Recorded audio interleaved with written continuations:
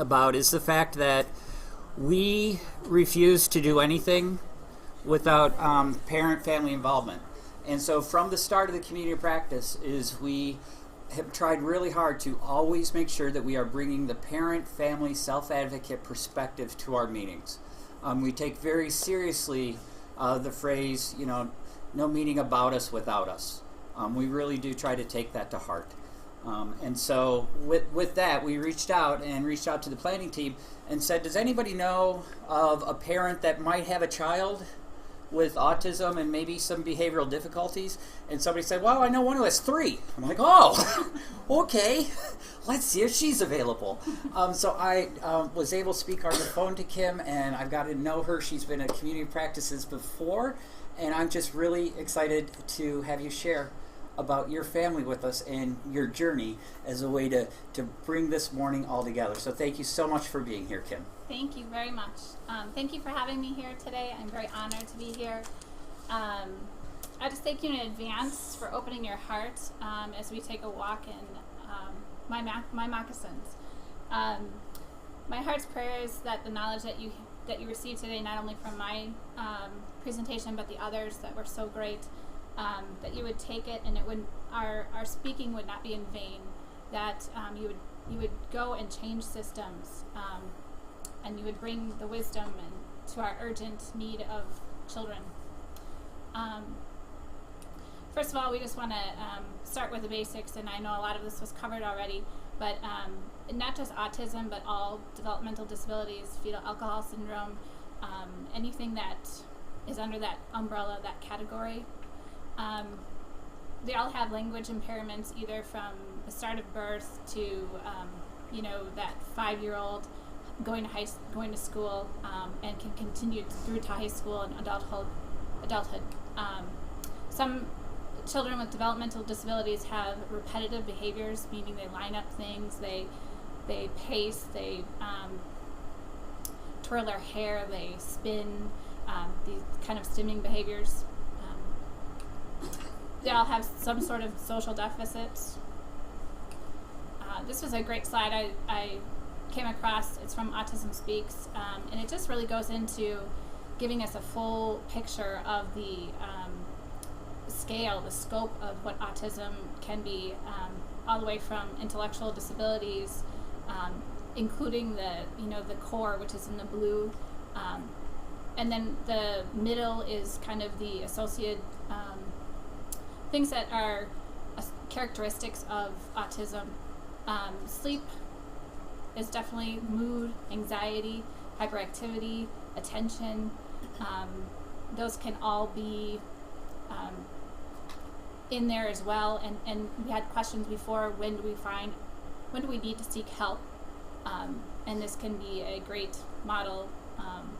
What I like especially about this is where mental health and developmental disabilities kind of clash is where that red point is, or the dark blue, and you can really see how misdiagnoses can happen and how it's so the overlapping symptoms, where Hugh said grumpiness or irritability is in so many different categories. This is why, and it really takes a trained perspective person to really look at it and say, yep, this is what we have. And so many neuropsychs. I think one kiddo of mine has 5 neuropsychs, and you kind of have this deck of cards of, okay, what service do I need? Do we need autism? Do we need anger management? Do we need anxiety? Do we need what service can I get with these diagnoses? So you kind of have that hand of cards that you can kind of dish out whenever you need to, and that sometimes they don't truly encapsulate or picture each kiddo. So, and then a lot of them have coexisting medical allergy, asthma, GI tract issues. That's on there as well. So comorbid mental health challenges, sleep disorders were on there, OCD, bipolar, schizophrenia, the beautiful word DMDD, which disruptive mood dysregulation disorder. anxiety, depression, and also kiddos with autism and ADHD. There's a huge co-occurring learning disabilities and nonverbal learning disabilities, which are hugely overlooked. And I think a lot of kiddos who, and just like my own, they're labeled autism, and then they're not further kind of looked at for learning disabilities. So that is a huge thing, especially in schools. So why is it important to know the comorbidities that are challenging your child? The best fit of treatment, really. Better access to services and higher success rate in those services. One treatment that did not really work for my kiddo was an OCD program. My child was not able to, he didn't have that metacognition to tell us, this is how I'm feeling, yet the service was, here's a little booklet, tell me how many times you think about this. Well, I couldn't mark that down because he needed to do that and I couldn't. So it was not a good fit of service. We were on a wait list for a long time. It just did not work. And the goal is to improve functioning and increase mastering the skills and improve resiliency, which is, I think, the goal of all of us. And we need to work together. We have a better understanding of the big picture of what's going on. So if you go back to that slide where it says sleep, well, if sleep and anxiety are plaguing, yes, that says he might have the characteristic of autism, but it's really debilitating, and you really have to deal with the anxiety as a symptom also. So this is our family, and this is 10 years old, or 7 years, I'm sorry. Yes, 2010, 7 years old.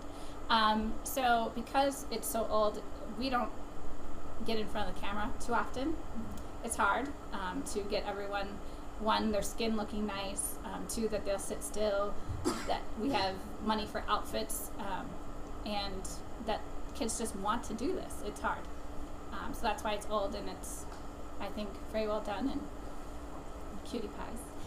I do say so myself. So what is it like? Just catch up here.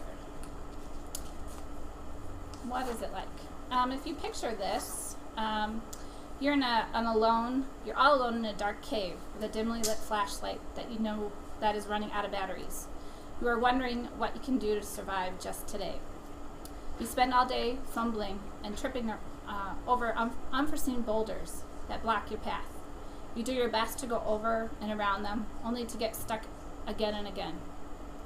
You keep your hands in front of you, outstretched, to guard and steady you. You're feeling for something familiar, so you know where you are. You're waiting for another person with a light source to cling to. You only truly see what's immediately in front of you, and you have no idea what lies ahead. So to put some words into it, it is all of these. Hard, intense, scary, overwhelming, exhausting, selfless, non-reciprocal, irrational at sometimes, expensive, busy. Sometimes being in the twilight zone, we say after dinner when my son likes to pace. All the medication has worn off by this time. My daughter twirls, and my son, who's 10, fidgets with his hair, almost to the point of tearing it out. So we call it the after dinner twilight zone. It's confusing.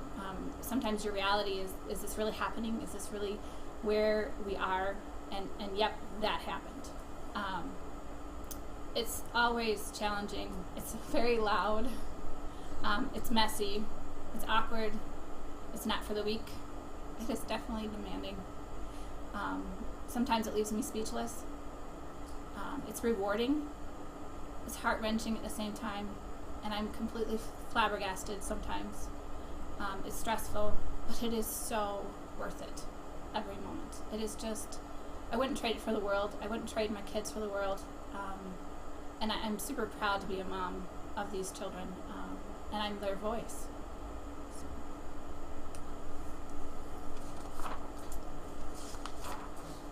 as a small girl, I envisioned my family would be a normal, happy family, that we would have fun together. I wanted to spend time together, to go on vacations, to do arts and crafts, to go to church together, or to go to a family bike ride on nice days, read bedtime stories, and have deep, meaningful conversations. As a teen, I babysat for multiple families and spent many hours reading, playing games, going to the park, making them dinner. I thought that I knew what it took to raise a family. I was totally unprepared for the reality of what motherhood would bring me. This is a picture of my hubby and I. We were married. We were high school sweethearts. Married in 1996.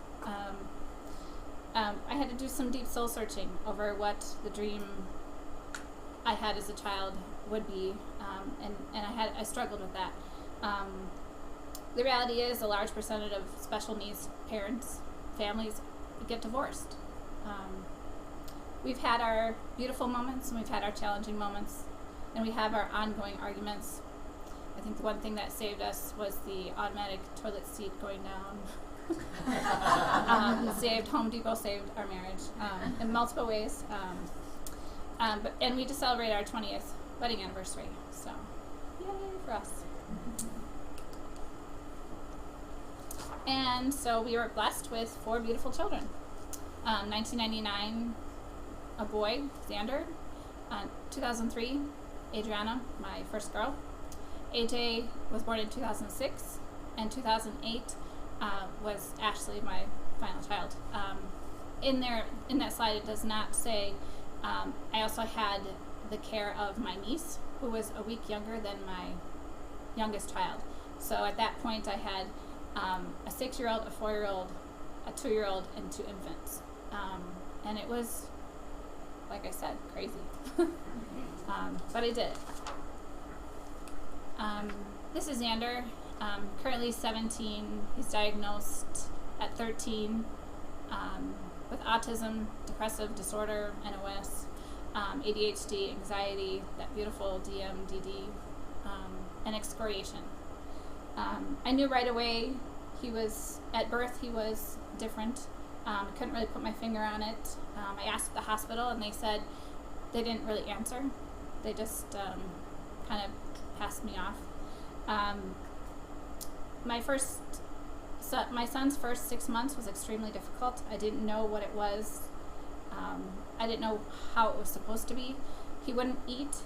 He had to work hard to soothe himself. He wouldn't soothe himself, so we had to soothe him. I remember always having to have a hand on him. His cheek, to this day, he sleeps with his hand on his cheek, but even riding in the car, he would scream bloody murder and just turn red if I didn't have my hand. Imagine driving this. He had to be in the middle seat, so I could always be calming for him. To this day, I'm still his co-regulator. And he's like suction cupped to my side most times. We have a very small kitchen, and I say turning right, and he'll turn right with me, and turning left. It's challenging. As he grew up, he did not have a lot of language. I taught him how to sign. He would get very frustrated over just the littlest things.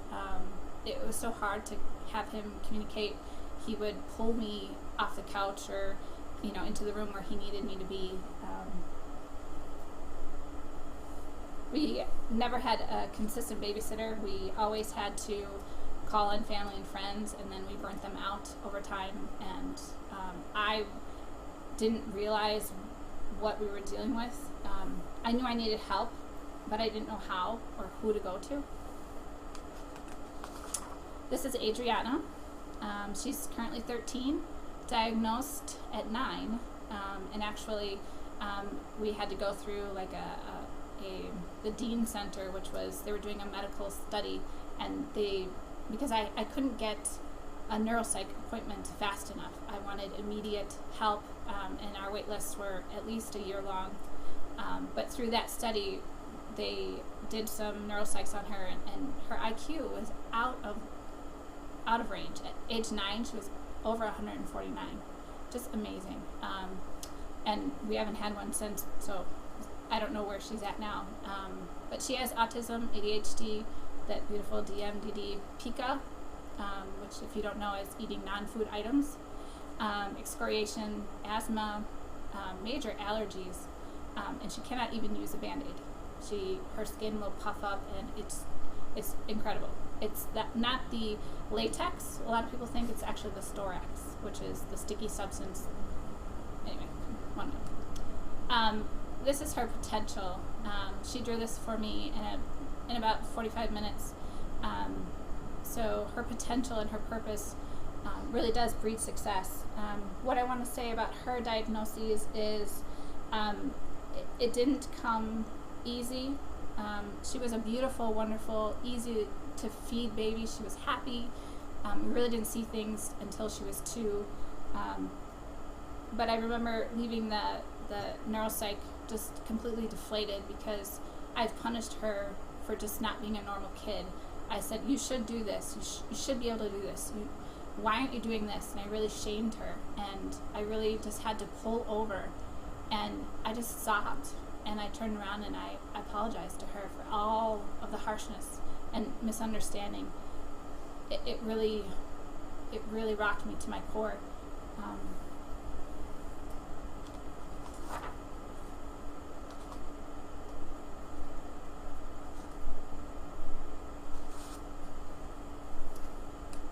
And then we have AJ, who is currently age 10. He has autism. He also has a learning disorder, ADHD, and anxiety. I struggled with him. There's not a whole lot of documentation because I was so busy with all of the small infants in my home, and I have pictures of him. I remember him. What I do remember is his eye contact was so lagging. He would try so very hard to be a good boy, and when I say look at me, he would really try to look at me. He would do this cute little what you call like a horse blinders, and he would go like this, and you would get like right in front of his face, and his eyes would still wander off, and he still does it to this day. He's really, really trying, but you know that he just can't. He also had, his speech was a lot of errors that I picked up on, and we just thought they were cute. Like instead of saying Netflix, he would say Flitnex, and you're like, how did that? I wouldn't even know how to say that if I tried. How did you call it that way? He didn't sing or rhyme or smile or sit still or want to be hugged or touched. He wouldn't hold my hand crossing the street, which when I had a child strapped to me, 2 children in the double stroller and 2 big kids who could walk, that little one who didn't want to hold my hand was a safety hazard. And I really had a hard time with that, keeping him in my control. And one thing that non-reciprocal communication, when you say, AJ, how's your day? He'll say fine, but then there's no answer. So Christmas time or birthdays or even when you're doing things, it's hard because they don't ask questions of you. So I start answering, I'm doing great, thanks for asking. And kind of funny, later on I'll tell you about Ashlee. Oh, right now, next door.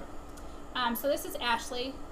She's 8, and she is neurotypical, but she has health challenges. So not only did I have all those kiddos with challenges, we also had breathing issues to deal with, infections, and really she had to learn how to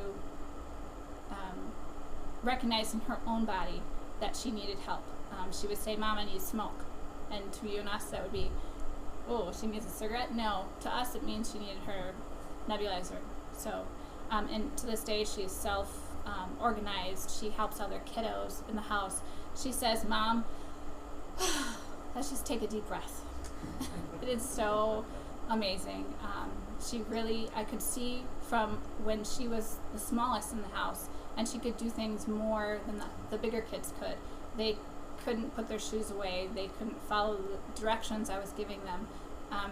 and they would have meltdowns over and get frustrated over just the simplest things: tying their shoes, brushing their teeth, taking a shower. These things that I looked at them and said, wow, all right, that's a huge difference. And so I knew that my youngest child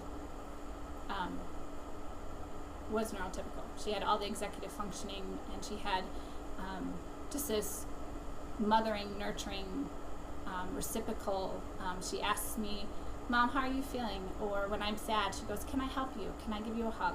And God knows I needed this child to kind of balance off the other kiddos. She's awesome. So this is one of my themes: keep fighting the good fight. Raising my children has been difficult, lonely, and scary at times. I knew something wasn't quite right, but I couldn't put my finger on it. We weren't thriving. My dreams of having this happy, healthy family was simply just fading away. I needed somebody to show me that there was a better way, and I think this is where a parent care specialist could have really been helpful. We've had to hang on and continuously fight the good fight. We had to make choices as a family to put food on the table, or pay the bills, or put gas in the car. There have been multiple times where Adrianna and Zander and AJ are hospitalized at the same time, and then Ashlee, or we'll have a situation in the house where Ashlee needs medical treatment, and I have to pack up everybody, and we have to go to the hospital, and they don't want to come with me, and I'm like, hey, she can't breathe, we need to go. And they were like, no, I want to play video games. And you're like, oh. Okay, let's try this again. You must go with me. So it's hard. And then not having family and the support that I need is truly a hindrance to us. We continually are in survival mode. We see the walls of our dilapidated house. We walk on eggshells most times, and we do the emotional two-step. We are hyper-vigilant because we cannot endure the harsh behavioral fallouts that you know are going to happen day to day. We don't do things as a family. It's very hard. It takes a lot of effort to pack things, to organize things, and it's just so much easier just for my hubby and I to go out, and we've had to learn to get respite because the kids are not happy, and why should we challenge the kids to get out and do the things we want to do, but they don't want to do. They have no interest in doing the things we want to do. We want to go roller skating or going to the park, and they're just like, meh, not so much. We consistently live in the edge of physical, emotional, educational, and mental health crises. There was so many times that I could tell you about smashing plates, and this is just one of our walls that have, I will say, slightly perfection. In 2012, our family was on the edge of disaster. We were lost at sea in the middle of a huge storm. Zander's behaviors were more than we could handle. Zander was struggling to even attend school. Adrianna's behaviors were escalating so much that I was so clueless. One time when Zander and Adrianna were both in different hospitals, but hospitalized in the same, psychiatric place, they said, do you know about autism? Have you ever heard of autism, Mrs. Coronado? So I heard that from 2 different hospitals in the same week, and it was life-changing. I didn't know. I researched. They say a mom who was worried or frustrated or angry does better research than the FBI. Well, I was her. Shower to the bed, to the shower, to the bed, and I thought maybe I had the stomach flu, but no, I really have to be a detective and look and listen and figure out what's going on. And it's when they say, Mom, I'm in pain with their behaviors, that it's ER time. It's not anything to fool around with. And it's hard to receive a car, and you drive into the parking lot. I've had so many times where I try to be early, that 30-minute window of time. So a child in crisis is a family in crisis. No one's eating well. Nobody's sleeping well. Nobody is working well. Nobody is learning well. I mean, imagine trying to go to school with this, or you're a sibling of a kiddo who is going through this. So this one is the back of one of his knees. This is where anxiety and mental health and autism kind of clash. It's a vicious cycle of nobody treating health. So then that was about the who and how do we treat open wounds. Do we treat the physical, the fetal position, just really struggling? And a lot of times we've had a lot of conversations at school where that he can be educated. You put a piece of math, just 2 problems, and if it says division on it, he totally breaks down. He needs to be able to learn to work through that, and that needs to happen in school. So opening up conversations about how we can get ABA therapists to come in, getting BCBAs in there trained, working with schools. My son, who was in 3rd grade, for me to fight that fight too, but what I found that in my gut is dyslexia, and we really have a hard time saying that that's a comorbidity with autism. We just kind of lump him in that group and say he has autism. That's a characteristic, and we're not going to do anything to help that. After 3 years, I finally got him an IEP. He definitely needed it. He educational autism. He has OHI. He has he should have specialized learning disabilities, but he doesn't. But they are doing interventions for him. It is working. They said that there's no medications to treat autism, but this is our weekly medicine refilling station. Mood stabilizer, antipsychotics, antidepressants, anxiety med, allergy, asthma, sleep meds to be at night, and stuff for constipation, because the GI tract after all that drugs is, you have to get it out.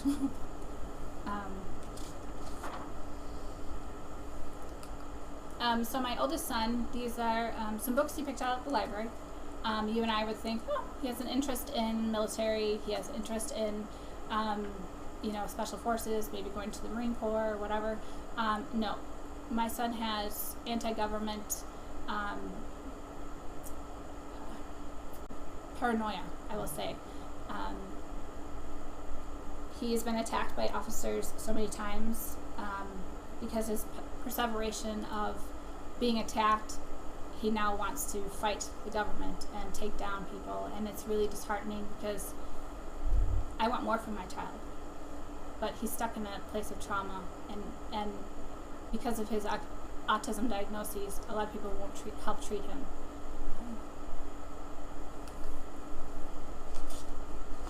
I know we talked a little bit about school, but these are some things that I have run into.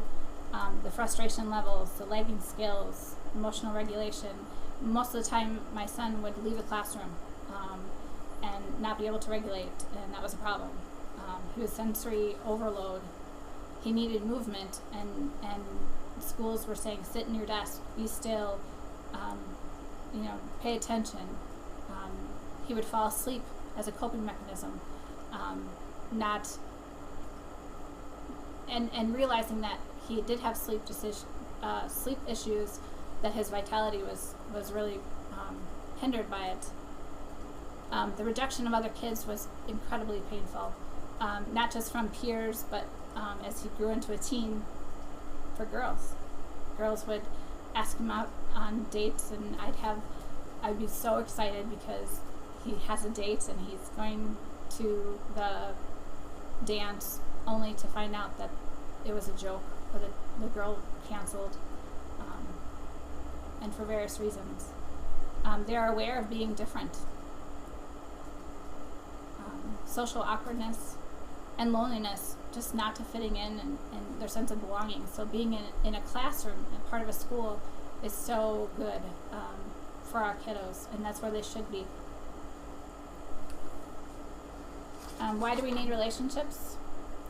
Just like the California redwood tree root system, our relationships are intrinsically interwoven, fusing us together to provide support against massive floods, high gusty winds during life's mighty storms. They help us get through. I think the best solution, I don't want to fix everything, but if I can have somebody who can understand and listen and help me hold my hand going through the hard times, it just makes life so much easier and so much more fulfilling. And for my kiddos too, mentorship, their friends, their teachers who really get to know them. I was just at a concert on Friday, and my daughter's special ed teacher was there, and I was alone but I wasn't alone because she was there and she knew me, and it was such a great connection.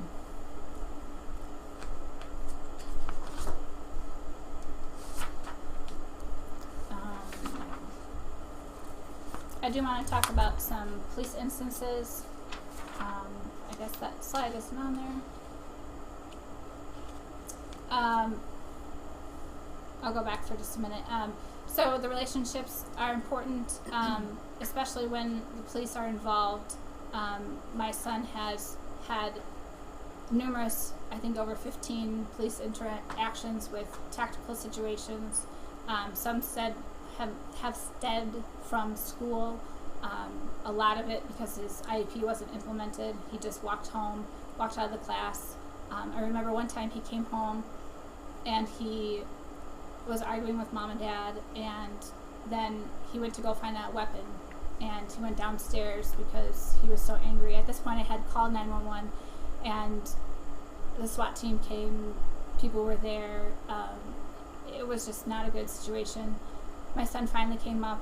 We kind of resolved the situation, went back to school because it was a school issue. We went right back to school. And later on my husband came home and we were talking about how the situation went. And I went downstairs and I found a gun. I don't know what his intention was. I don't know if it was for self-harm or for harming others, but just the knowledge that there was a gun involved, that he was that desperate to get help. It is so saddening. To this day, we've locked up every knife, every weapon, we have a gun safe, we have multiple gun safes, we have so much hypervigilance that it's very scary. But it's very true. I mean, you talk about all the school shootings that happen. The base root of that is mental health for all children is what is needed, not just the kids with disabilities or anger management issues. It's really how the whole culture of the school needs to be. Are we talking about it? Are we really investing in our kiddos? And some of the issues, the skills that a kindergartner comes in with, we're still dealing with, and he's 17. So a lot of those skills we really just need to work on every day in every environment.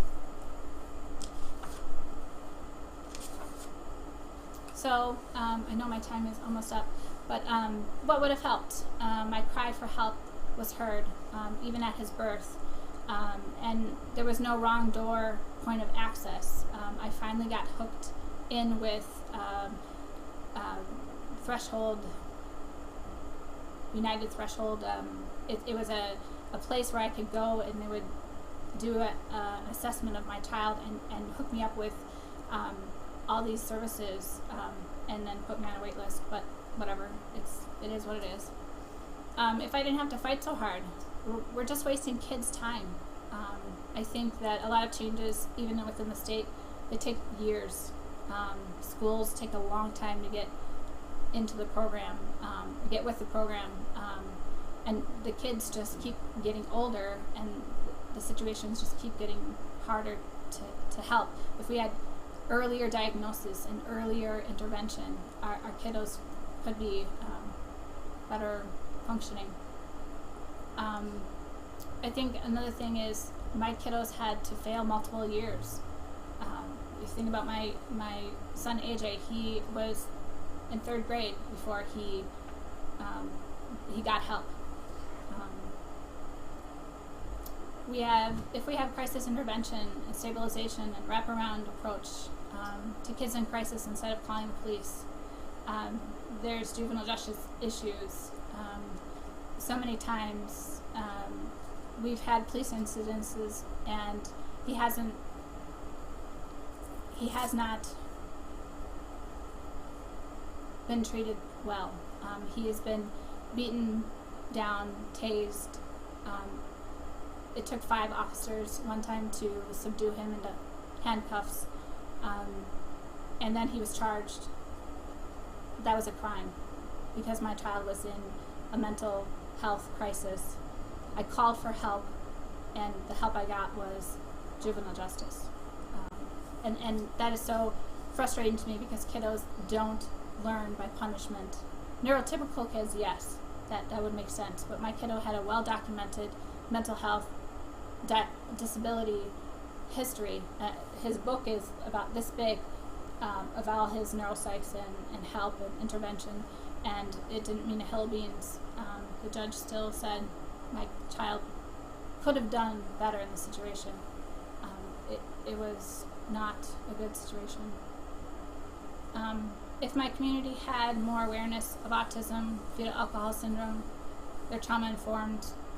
Do we know our ACEs awareness? More access. If we had access to resources, the Birth of 3 program, we totally skipped over. I had no idea. I had no idea that help was available, and that would have been such a great foundation for us to really develop a healthy family and have resources.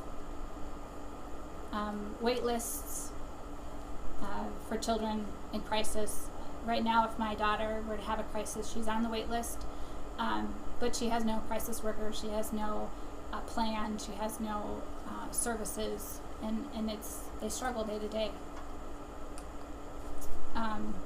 If Child Find had worked, I think schools try and check the box with, let's hold a disability day, and try and screen as many kindergartners coming in, but that really isn't an accurate view of Child Find. Child Find means any teacher, any pastor, any friend, any parent can suggest to a school that my child needs an evaluation, and that it's their charge to get that child help. If home visiting situations happened earlier, with our oldest, we said he cannot come home because we don't have the resources we need to keep him safe.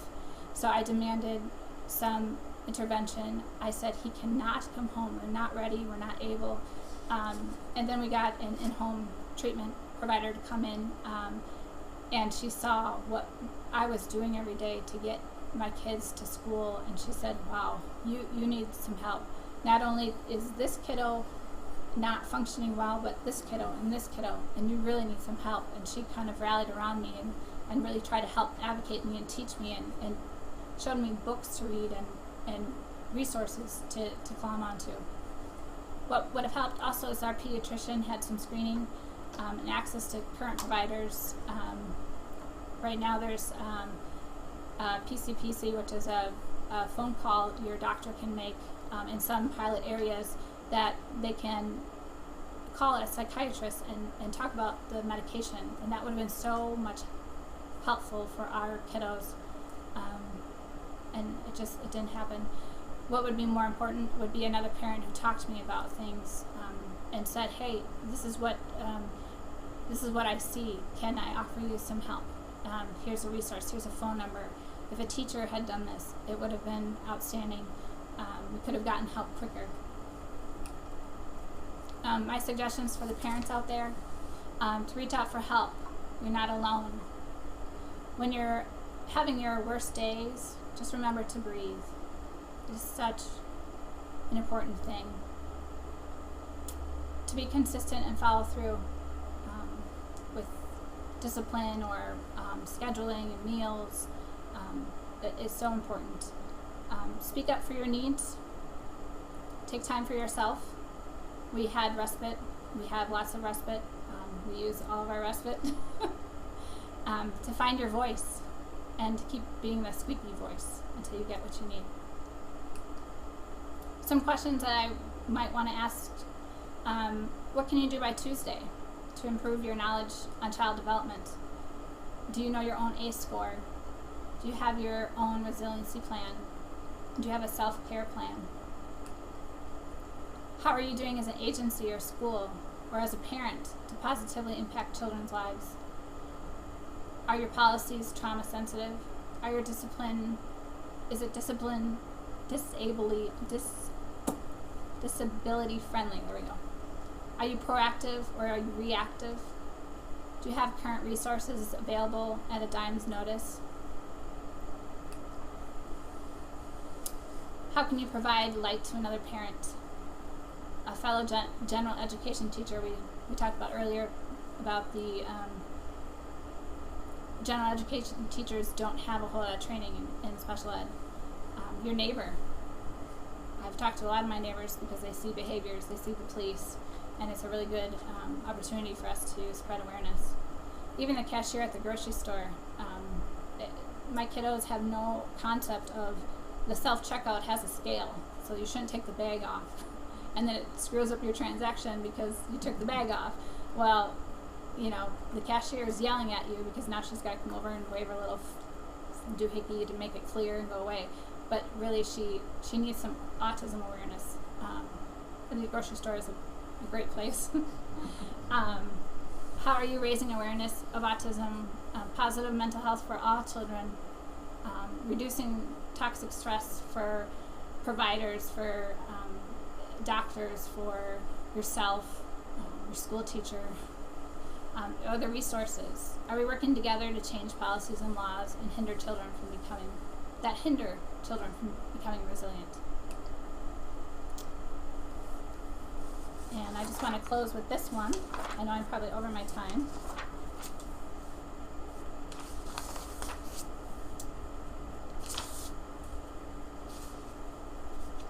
Sorry about the lag. I'm only one parent with one voice and one spark. Together we are stronger. We can reach more people. We can build a better light source and become a lighthouse that emits a beacon of hope that can be seen far and wide, and hopefully reach those who are in a storm or in a dark cave. Thank you.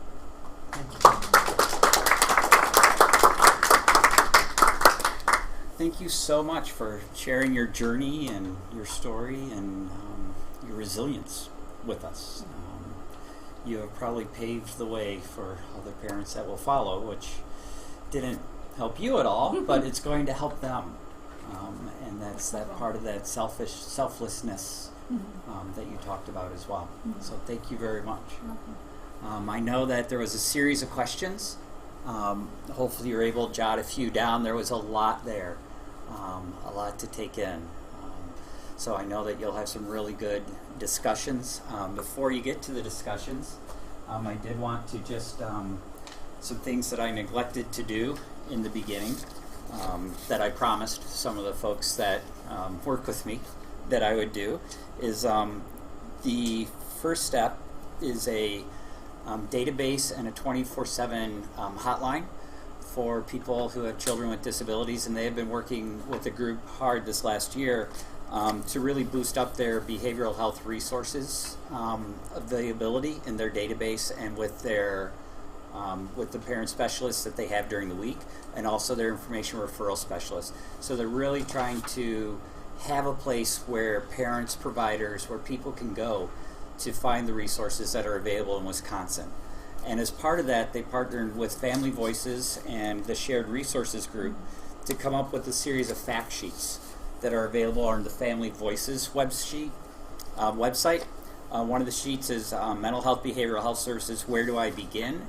So if you're starting off the journey, treatment and program options, trying to explain what some of those options may be. What can you do while you're waiting for services? And then what are the different ways to pay for mental health care?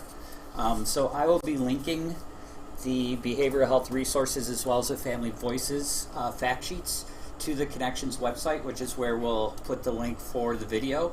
and the PowerPoints that I am able to post. So I'm going to leave you in a few minutes here so that you can have your discussions. You may end whatever time your site wants to end. I have no endpoint for you all. People in this room, you have about 1 minute to clear out. So thank you. No. So just enjoy your company, build those relationships, discuss those questions. What can we do for those families and those, sorry about that. Sorry. What can we do for those families? And I just want to leave you with 3 things that I've picked up from today's speakers. And I hope that you carry these things with you for the rest of the day. Number 1 is hope. Number 2 is relationships. Number 3 is perseverance. So let's all go out and let's continue to build that hope. Let's base it on relationships with other people. And let's never give up being the light for others around us. Thanks a lot for joining today. Watch your emails. I will send you the links for what we have going on. Thanks a lot. Thanks again to my awesome site coordinators. You guys rock. Thank you so much. Have a great rest of your day.